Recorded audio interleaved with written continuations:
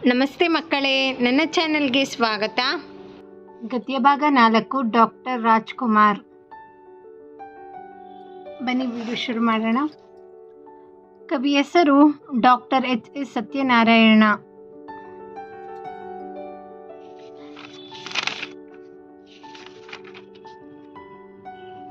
ಮೊದಲನೇದಾಗಿ ಅಭ್ಯಾಸಗಳು. ಆ ವಿಭಾಗ ನೋಡೋದಾದ್ರೆ ಕೆಳಗಿನ ಪ್ರಶ್ನೆಗಳಿಗೆ ಒಂದು ವಾಕ್ಯದಲ್ಲಿ ಉತ್ತರಿಸಿರಿ. ಮೊದಲನೇದಾಗಿ ಕೆಳಗಿನ ಪ್ರಶ್ನೆಗಳಿಗೆ ಒಂದು ವಾಕ್ಯದಲ್ಲಿ ಉತ್ತರಿಸಿರಿ. ಡಾಕ್ಟರ್ ರಾಜ್ಕುಮಾರ್ ಅವರು ಜನಿಸಿದ್ದು ಯಾವಾಗ? ಡಾಕ್ಟರ್ ರಾಜ್ಕುಮಾರ್ ಅವರು ಜನಿಸಿದ್ದು 1929 ಏಪ್ರಿಲ್ 24ರಂದು. 2. ರಾಜ್ಕುಮಾರ್ ಅವರ ಹುಟ್ಟೂರು ಯಾವುದು? ರಾಜ್ಕುಮಾರರ ಹುಟ್ಟೂರು ಗಾಜನೂರು. ರಾಜ್ಕುಮಾರ್ ಅವರ ತಂದೆ ತಾಯಿಯ ಹೆಸರೇನು? ರಾಜ್ಕುಮಾರ್ ಅವರ ತಂದೆ ಶ್ರೀ ಪುಟ್ಟಸ್ವಾಮಯ್ಯನವರು, ತಾಯಿ ಶ್ರೀಮತಿ ಲಕ್ಷ್ಮಮ್ಮನವರು. ಮುತ್ತುರಾಜ ಎಂಬುದು ಯಾರ ಹುಟ್ಟು ಹೆಸರು? ಮುತ್ತುರಾಜ ಎಂಬುದು ಡಾಕ್ಟರ್ ರಾಜ್ಕುಮಾರ್ ಅವರ ಹುಟ್ಟು ಹೆಸರು. 5. ಗುಬ್ಬಿ ವೀರಣ್ಣನವರ ಕಂಪನಿ ಹೆಸರೇನು? ಗುಬ್ಬಿ ವೀರಣ್ಣನವರ ಕಂಪನಿ ಹೆಸರು ಶ್ರೀ ಚೆನ್ನಬಸವೇಶ್ವರ ನಾಟಕ ಕಂಪನಿ. 6. ರಾಜ್ಕುಮಾರರು ಮೊದಲು ನಾಯಕ ನಟರಾದ ಸಿನಿಮಾ ಯಾವುದು? ರಾಜ್ಕುಮಾರರು ಮೊದಲು ನಾಯಕ ನಟರಾದ ಸಿನಿಮಾ ಬೇಡರ ಕಣ್ಣಪ್ಪ. 7. ರಾಜ್ಕುಮಾರ್ ಅವರ ಶ್ರೀಮತಿಯವರ ಹೆಸರೇನು? ರಾಜ್ಕುಮಾರ್ ಅವರ ಶ್ರೀಮತಿಯವರ ಹೆಸರು ಪಾರ್ವತಿ. 8. 1992ರಲ್ಲಿ ಕರ್ನಾಟಕ ಸರ್ಕಾರವು ರಾಜ್ಕುಮಾರರಿಗೆ ನೀಡಿದ ಪ್ರಶಸ್ತಿ ಯಾವುದು? 1992ರಲ್ಲಿ ಕರ್ನಾಟಕ ಸರ್ಕಾರವು ರಾಜ್ಕುಮಾರರಿಗೆ ನೀಡಿದ ಪ್ರಶಸ್ತಿ ಕರ್ನಾಟಕ ರತ್ನ. ಇದಾದ ನಂತರ ಕೆಳಗಿನ ಪ್ರಶ್ನೆಗಳಿಗೆ 2-3 ವಾಕ್ಯಗಳಲ್ಲಿ ಉತ್ತರಿಸಿರಿ. ಊರಿನ ಜನರು ಮುತ್ತುರಾಜ ಜನಿಸಿದಾಗ ಏಕೆ ಸಂಭ್ರಮ ಪಟ್ಟರು? ಬಿಸಿಲಿನ ತಾಪಕ್ಕೆ ಕಂಗೆಟ್ಟಿದ ಜನರಿಗೆ ಜೋರಾಗಿ ಮಳೆ ಬಂದಿತು. ಮುತ್ತುರಾಜ ಜನಿಸಿದಾಗ ಮಳೆಯನ್ನು ತಂದ ಕಂದ ಎಂಬ ಹೆಮ್ಮೆ ಉಂಟಾಯಿತು. ಆದ್ದರಿಂದ ಎಲ್ಲರೂ ಸಂಭ್ರಮ ಪಟ್ಟರು. ಅವರ ತಂದೆ ಮುತ್ತತ್ತಿ ರಾಯನಿಗೆ ಹರಕೆ ಹೊತ್ತಿದರು. ಆ ಹರಕೆಯಿಂದಲೇ ಗಂಡು ಮಗು ಹುಟ್ಟಿದೆ ಮತ್ತು ಅವರಿಗೆ ರಾಜು ಎಂಬ ಹೆಸರು ಮಗನಿಗಿಡಬೇಕು ಎಂಬ ಆಸೆ ಇತ್ತು. ಆದ್ದರಿಂದ ಮುತ್ತುರಾಜ ಎಂಬ ಹೆಸರು ಸರಿಟ್ಟರು. 3. ಬಾಲ್ಯದಲ್ಲಿ ಮುತ್ತುರಾಜನಿಗೆ ಒದಗಿದ ಅನುಭವಗಳಾವುವು? ಬಾಲ್ಯದಲ್ಲಿ ಮುತ್ತುರಾಜನಿಗೆ ಬಡತನ, ಹಸಿವು, ಜಗಳ, ಜಾತ್ರೆ, ಪೊವೆ ಉತ್ಸವ,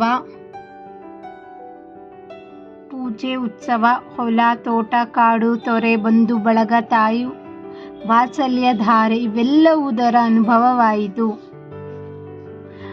ರಂಗಭೂಮಿಯೊಂದಿಗೆ ರಾಜಕುಮಾರರ ಬಾಂಧವ್ಯ ಯಾವ ಬಗೆಯದು? ಗುಬ್ಬಿ ವೀರಣ್ಣನವರ ನಾಟಕ ಕಂಪನಿಯಲ್ಲಿ ಬಾಲ ಕಲಾವಿದರಾಗಿ ವೃತ್ತಿ ಜೀವನವನ್ನು ಪ್ರಾರಂಭಿಸಿ ನಂತರ ಸುಬ್ಬಯ್ಯರವರ ಶ್ರೀ ಸಾಹಿತ್ಯ ಸಾಮ್ರಾಜ್ಯ ಎಂಬ ನಾಟಕ ಸಂಸ್ಥೆಗೆ ಸೇರಿ ಮುಖ್ಯ ಪಾತ್ರಗಳನ್ನು ನಿರ್ವಹಿಸುತ್ತಿದ್ದರು. 5. ರಾಜಕುಮಾರರಿಗೆ ಯಾವ ಗೌರವ ಪುರಸ್ಕಾರ ಲಭಿಸಿದೆ? ರಾಜಕುಮಾರರಿಗೆ ಗೌರವ ಡಾಕ್ಟರೇಟ್, ಪದ್ಮಭೂಷಣ, ಗುಬ್ಬಿ ವೀರಣ್ಣ ಪ್ರಶಸ್ತಿ, ಕರ್ನಾಟಕ ರತ್ನ, ಡಾಕ್ಟರ್ ದಾದಾ ಸಾಹೇಬ್ 4 ಅವಾರ್ಡ್ ಹೀಗೆ ಅನೇಕ ಗೌರವ ಪುರಸ್ಕಾರಗಳು ಲಭಿಸಿದೆ.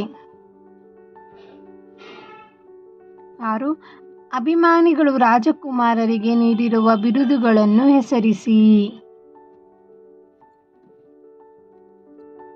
ಅಭಿಮಾನಿಗಳು ರಾಜಕುಮಾರರಿಗೆ ಕಲಾ ಕೌಸ್ತಭ, ಗಾನ ಗಂಧರ್ವ, ನಟ ಸಾರ್ವಭೌಮ, ಕಲಾ ಕೇಸರಿ, ಕನ್ನಡದ ಕಣ್ಮಣಿ, ವರನಟ, ರಸಿಕರ ರಾಜ ಇತ್ಯಾದಿ ಬಿರುದುಗಳನ್ನು ನೀಡಿದ್ದಾರೆ. ಇದಾದ ನಂತರ ಕೆಳಗಿನ ಪ್ರಶ್ನೆಗಳಿಗೆ 5-6 ವಾಕ್ಯಗಳಲ್ಲಿ ಉತ್ತರಿಸಿರಿ. ಮೊದಲನೇದು, ರಾಜ್ಕುಮಾರ್ ಅವರ ಬಾಲ್ಯ ಜೀವನ ಹೇಗಿತ್ತು? ಬಾಲ್ಯದಲ್ಲಿಯೇ ಮುತ್ತುರಾಜರಿಗೆ ಬಡವರ ಕಷ್ಟ ಕಂಡು ಮರುಗುವ ಗುಣವಿತ್ತು. ಶಾಲೆಯಲ್ಲಿ ಕೂತಿದ್ದರೂ ಅವರ ಮನಸ್ಸು ಬಡತನ, ಹಸಿವು, ಕಷ್ಟಗಳತ್ತ ಹೊರಳುತ್ತಿತ್ತು. ಇತ್ತು. ಇದರೊಂದಿಗೆ ಹಳ್ಳಿಗಾಡಿನ ಸುಪ್ರಸನ್ನತೆ, ಸುಂದರ ಪರಿಸರ, ಮುಗ್ಧ ಜನರ ಆಚಾರ ವಿಚಾರಗಳು, ಹಳ್ಳ ಕೊಳ್ಳ, ಕಾಡು ಮುಂತಾದವೆಲ್ಲ ಮುತ್ತುರಾಜರ ಭಾವಲೋಕವನ್ನು ಹಿಗ್ಗಿಸುತ್ತಿತ್ತು. ಶಾಲೆಯಲ್ಲಿ ಕಲಿತಿದ್ದು 2 ಭಕ್ತಿ ಪ್ರಧಾನ ಚಿತ್ರಗಳಲ್ಲಿ ರಾಜ್ಕುಮಾರ್ ನಿರ್ವಹಿಸಿದ ಪಾತ್ರಗಳಾವುವು? ರಾಜ್ಕುಮಾರ್ ಅವರು ಅಭಿನಯಿಸಿದ ಭಕ್ತಿ ಪ್ರಧಾನವಾದ ಭಕ್ತ ವಿಜಯ, ಓಹಿಲೇಶ್ವರ, ಶ್ರೀಕೃಷ್ಣ ಗಾರುಡಿ, ಭಕ್ತ ಕುಂಬಾರ, ಸಂತ ತುಕಾರಾಮ್, ಭಕ್ತ ಕನಕದಾಸ ಮುಂತಾದ ಚಿತ್ರಗಳನ್ನು ನೋಡಿದ ಚಿತ್ರರಸಿಕರು ರಾಜ್ಕುಮಾರ್ ಅವರ ಮನೋಜ್ಞ ಅಭಿಮಾನಕ್ಕೆ ಸೋತು ಹೋದರು. 3 ಗಾಯನ ಕ್ಷೇತ್ರಕ್ಕೆ ರಾಜಕುಮಾರರ ಸೇವೆಯನ್ನು ವಿವರಿಸಿ. ತಮ್ಮ ಸೊಗಸಾದ ಕಂಠ ಮತ್ತು ಉಡುಗಾರಿಕೆಯಿಂದಲೂ ಕನ್ನಡಿಗರ ಮನಸೂರೆಗೊಂಡ ರಾಜ್ಕುಮಾರ್ ಅವರು ಗಾನಗಂಧರ್ವ ಎನಿಸಿದರು. ಸಂಪತ್ತಿಗೆ ಸವಾಲ್ ಎಂಬ ಚಿತ್ರದಲ್ಲಿ ನಾಯಕ ಎಮ್ಮೆಯ ಮೇಲೆ ಕುಳಿತು ಹಾಡಿದ ಯಾರೇ ಕೂಗಾಡಲಿ ಊರೇ ಹೋರಾಡಲಿ ಎಂಬ ಗೀತೆಯು ದಿನ ಬೆಳಗಾಗುವುದರೊಡನೆ ರಾಜ್ಕುಮಾರ್ ಅವರನ್ನು ಹಿನ್ನೆಲೆ ಗಾಯಕರನ್ನಾಗಿ ಪರಿಚಯಿಸಿತು. ರಾಜ್ಕುಮಾರ್ ಅವರು ಕನ್ನಡ ನಾಡು ನುಡಿಗೆ ಸಲ್ಲಿಸಿದ ಸೇವೆ ಯಾವ ಬಗೆಯದು?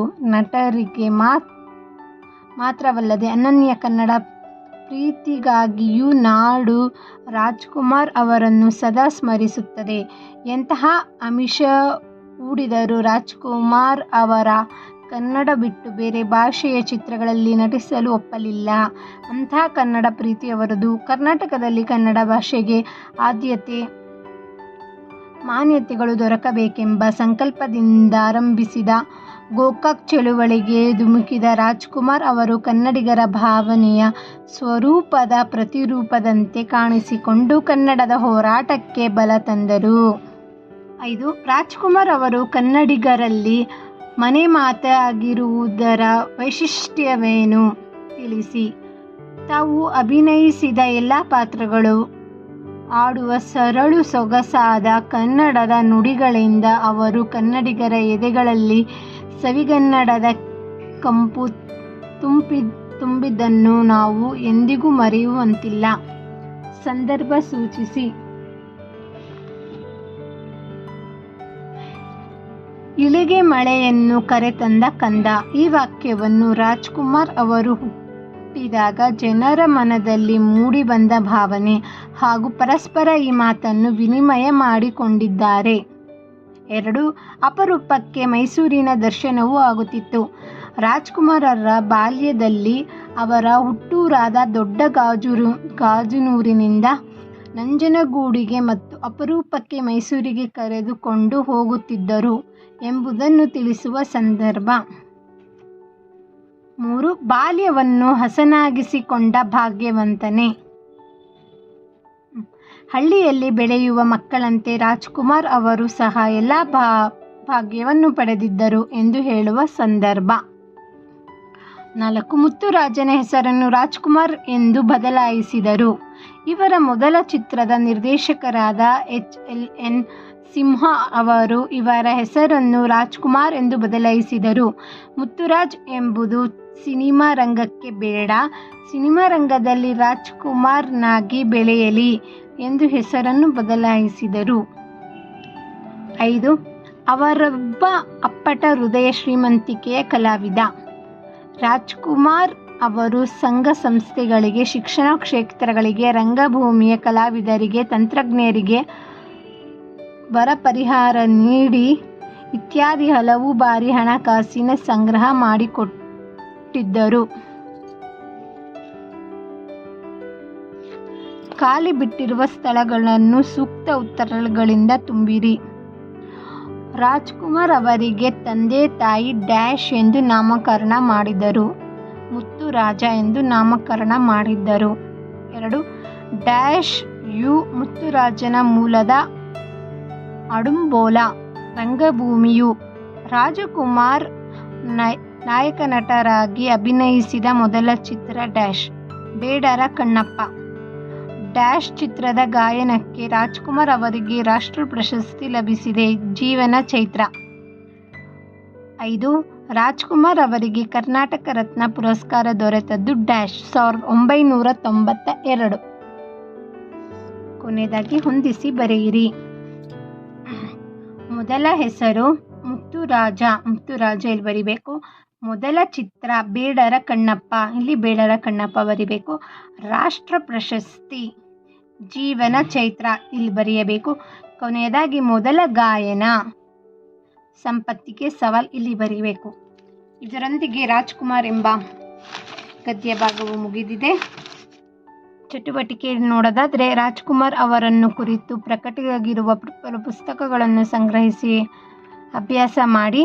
ಹಾಗೆ ರಾಜ್ಕುಮಾರ್ ಅವರು ಅಭಿನಯಿಸಿರುವ ನಿಮ್ಮ ಮೆಚ್ಚಿನ ಚಲನಚಿತ್ರ ಕುರಿತು ಒಂದು ಪ್ರಬಂಧ ಬರೆಯಿರಿ, ನಿರೂಪಣೆ ಬರೆಯಿರಿ. ಮತ್ತು ರಾಜ್ಕುಮಾರ್ ಅವರ ವಿವಿಧ ಬಗೆಯ ಪಾತ್ರಗಳ ಚಿತ್ರ ಸಂಗ್ರಹಿಸಿ ಪುಟ್ಟದೊಂದು ಆಲ್ಬಮ್ ತಯಾರಿಸೋಕ್ಕೆ ಪ್ರಯತ್ನ ಮಾಡಿ. ಇದರೊಂದಿಗೆ ರಾಜ್ಕುಮಾರ್ ಎಂಬ ಗದ್ಯ ಭಾಗದ ಪ್ರಶ್ನೋತ್ತರಗಳು ಮುಗಿದಿದೆ. ನಿಮಗೆ ನನ್ನ ವಿಡಿಯೋ ಇಷ್ಟ ಆಯಿತು ಅನ್ಕೋತೀನಿ. ಹಾಗಿದ್ರೆ ನಂಗೆ ವಿಡಿಯೋ ಇಷ್ಟವಾಗಿದ್ದರೆ ಲೈಕ್ ಮಾಡಿ, ಶೇರ್ ಮಾಡಿ. ಹಾಗೆ ಯಾರೆಲ್ಲ ನನ್ನ ಚಾನಲ್ನ ಇನ್ನೂ ಸಬ್ಸ್ಕ್ರೈಬ್ ಮಾಡ್ಕೊಂಡಿಲ್ಲ ಸಬ್ಸ್ಕ್ರೈಬ್ ಮಾಡ್ಕೊಂಡು ನೋಡಿ. ಮತ್ತೆ ಮುಂದಿನ ವಿಡಿಯೋದಲ್ಲಿ ಸಿಗೋಣ. ಬಾಯ್ ಬಾಯ್ ಮಕ್ಕಳೇ.